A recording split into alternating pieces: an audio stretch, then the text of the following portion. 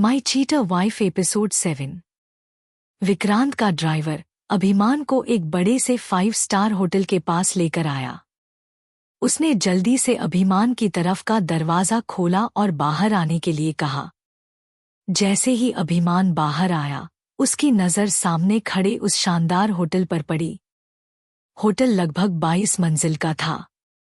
अभिमान कई बार इस रास्ते से गुजरा था और इस होटल को बाहर से देखा भी था, लेकिन उसकी हालत ऐसी थी कि उसने कभी सोचा भी नहीं था कि एक दिन वह इस होटल के कैफे एरिया में बैठकर खाना खाएगा। और आज किस्मत देखिए, वह इस होटल में ठहरने आया था। Sir, this way.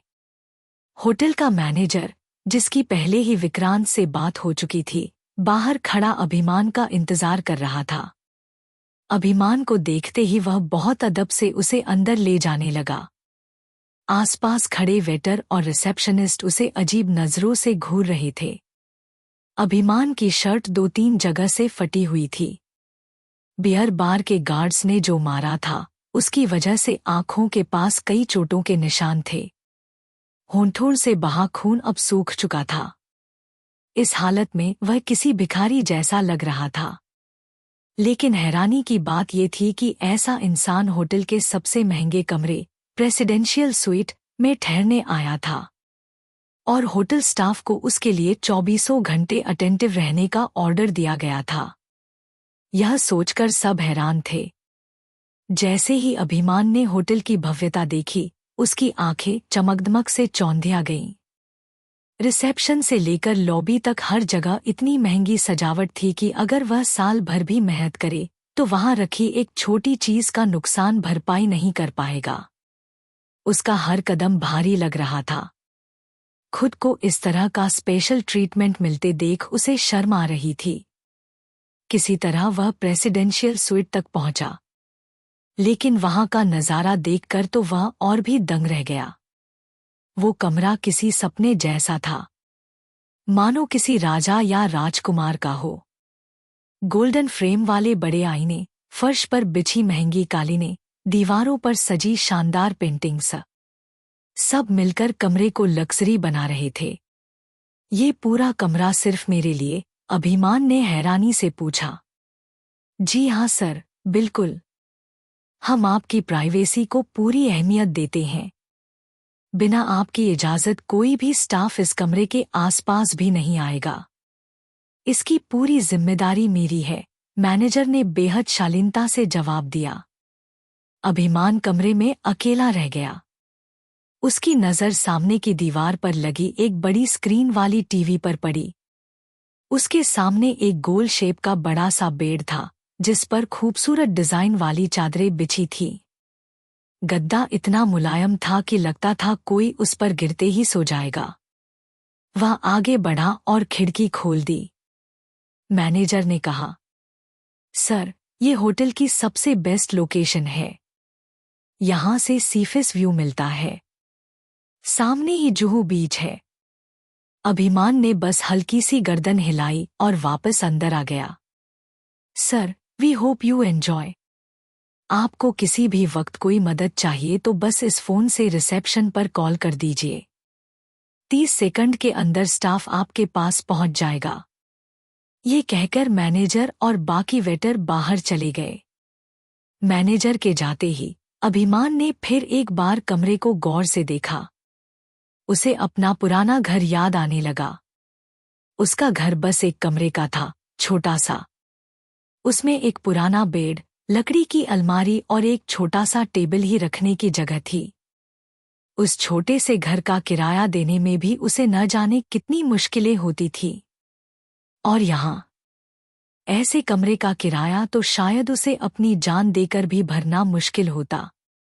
दूसरी तरफ समायरा ने शूटिंग खत्म की और रणवीर के साथ उसके अपार्टमेंट पहुंच गई। दोनों एक दूसरे की बाहों में बिस्तर पर लेटे हुए थे। समायरा को खुशी थी कि उसने आखिरकार अपने निकम्मे पति से छुटकारा पा लिया, और रणवीर को इस बात की खुशी थी कि अब वह समायरा के साथ बिना रोकटोक वक्त बिता सकता था। दिन भर कई बार करीब आने के बाद अब दोनों थक चुके थे और बेड पर आराम कर रहे थे। कमरे में पूरी शांति थी। बस उनकी सांसों की आवाज गूंज रही थी। तभी रणवीर का फोन बजा और उसकी नींद टूट गई। उसने देखा, कॉल उसके पिता की थी। गुस्से में उसने फोन पलट कर रख दिया और समायरा को और पास खींचते हुए हक करने लगा। लेकिन उसके पिता बार बार कॉल करते रहे। आखिरकार रणवीर ने झल्लाकर कॉल उठाया। हेलो डैड, अगर फिर से मुझे कोई दुनियादारी सिखाने के लिए कॉल किया है तो प्लीज कॉल काट दीजिए। आप अपना और मेरा दोनों का वक्त बर्बाद कर रहे हैं। मुझे अब और कुछ नहीं सुनना। रणवीर की आवाज में अब भी पिछली बहस का गुस्सा साफ झलक रहा था। लेकिन दूसरी तरफ से पिता की आवाज नर्म थी। रणवीर, मैं तुम्हें मॉडलिंग इंडस्ट्री में इसलिए सपोर्ट नहीं कर रहा था क्योंकि चाहता था कि तुम हमारा फैमिली बिजनेस संभालो। लेकिन खैर, अब इस बारे में और बहस नहीं करेंगे। अगर तुम्हारा मन पक्का है तो ठीक है। मैं तुम्हारी जिद और जुनून के सामने झुकता हूं। तुम मॉडलिंग इंडस्ट्री में हाथ आजमा सकते हो। हम तुम्हारी फाइनेंशियल मदद करने को तैयार हैं। लेकिन याद रखना, अगर 1 साल के अंदर तुमने कुछ बड़ा करके नहीं दिखाया तो तुम्हें वापस फैमिली बिजनेस ज्वाइन करना होगा। और उस वक्त मैं तुम्हारी एक भी बात नहीं सुनूंगा। रणवीर ने मुस्कुराते हुए कहा। डोंट वरी डैड, सब कुछ अच्छे से प्लान किया है। और बिलीव मी, जब आप मॉडलिंग इंडस्ट्री की दुनिया देखेंगे तो आपको अपनी फिल्म और एड की इंडस्ट्री भी छोटी लगेगी। तब आप खुद कहेंगे कि आपको भी मॉडलिंग इंडस्ट्री में आना चाहिए। वो तो वक्त बताएगा रणवीर। लेकिन एक पिता होने के नाते मैं यही दुआ करता हूं कि तुम हमें गलत साबित कर दो। इतना कहकर रणवीर के पिता ने कॉल काट दिया। रणवीर खुशी से उछल पड़ा। समायरा, जो अब तक शोर से उठ चुकी थी, बोली, किससे बात कर रहे थे? रणवीर मुस्कुराते हुए बोला, सैन, यू डोंट बिलीव। अभी डैड का कॉल था। उन्होंने मुझे मॉडलिंग इंडस्ट्री में जाने की परमिशन दे दी है और कहा है कि जो भी फाइनेंशियल सपोर्ट चाहिए होगा वे देंगे। समायरा उसे खुश देखकर मुस्कुरा पड़ी।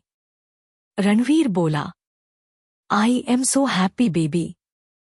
पहले तुम्हें अपने उस निकम्मे पति से छुटकारा मिला और अब मेरे डैड ने मुझे ग्रीन सिग्नल दे दिया। मैं कहता हूं, आज की तारीख को फ्रेम करा देना चाहिए। सच में क्या लकी डे है। समायरा भी बोली, यस बेब, ये सच में अच्छी खबर है। लेकिन क्या तुमने सोचा है किस मॉडल को साइन करोगे? रणवीर ने मुस्कुराते हुए कहा, ऑफ कोर्स बेब, मैंने बहुत पहले तय कर लिया था। मेरी पहली मॉडल सिर्फ तुम होगी। The most beautiful girl in the world, miss Samaira. Samaira का मन खुशी से झूम उठा, लेकिन खुद को संभालते हुए बोली, बेब, ये तुम्हारे करियर से जुड़ा फैसला है। इसे हमारे प्यार की वजह से मत लेना। अगर तुम मुझे चुनते हो तो मेरे काम की वजह से चुनना। रणवीर ने उसकी आंखों में देखते हुए कहा, ऑफ कोर्स बेब। इस वक्त इंडस्ट्री में कोई भी तुम्हें टक्कर नहीं दे सकता। हमें बस एक मौके की तलाश है और वो अब मिलने वाला है। ये सुनते ही समायरा ने उसे कसकर गले लगा लिया और कहा, you are the best babe, I love you. फिर उसने रणवीर के होंठों पर प्यार से किस कर दिया।